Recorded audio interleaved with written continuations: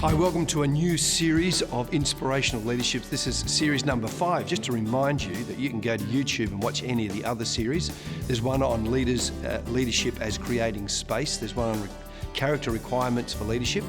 One on creating change, positive change, and there's also one on looking after yourself.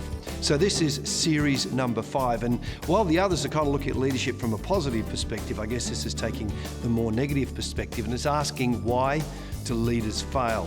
And in this series there'll be 6 videos, and this is video number 1 on why leaders fail. We're going to look at a different issue each time, and this issue on video number 1 is laziness. Why do leaders fail? Basically because they're often lazy. And you can tell laziness in a few different ways. There's a failure to kind of follow through, to get things done. You're good at starting, but you never seem to finish anything. There's the failure to tackle tasks, and that's often tackling tasks around people and often around conflict. We fail to do it. There's a failure to prepare properly. Do you find yourself winging it all the time, just making it up as you go?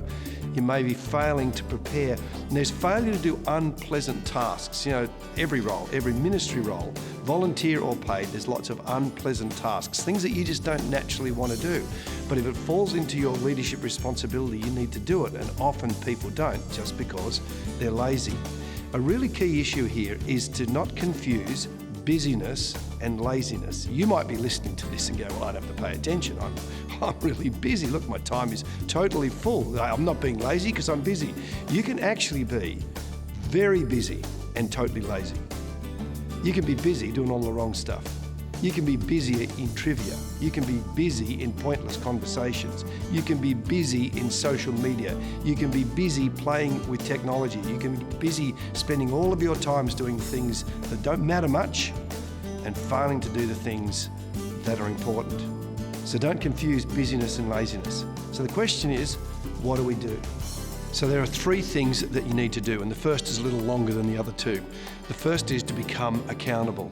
The thing about ministry tasks is they're often a bit ill-defined. There's a lack of supervision. We tend to spiritualize what we do, which means that we become a little unaccountable. You need to be accountable to somebody, whatever role that you have, either as a staff, ministry role, or as a volunteer. Be accountable to a leader, be accountable to a group of people. Secondly, and really simply, develop a list of tasks. Have a list that you know you got to get through and make sure you do it. The pleasant ones and the unpleasant ones. The ones that you want to do and the ones that you don't want to do. And finally, set specific outcomes. Write down on a regular basis, whether it's yearly, quarterly, half yearly, write down what do you want to see happen, and then ask yourself at the end of that period, do I see it happening? Hold yourself to the task. Your action point, ask yourself, am I actually being lazy in my busyness?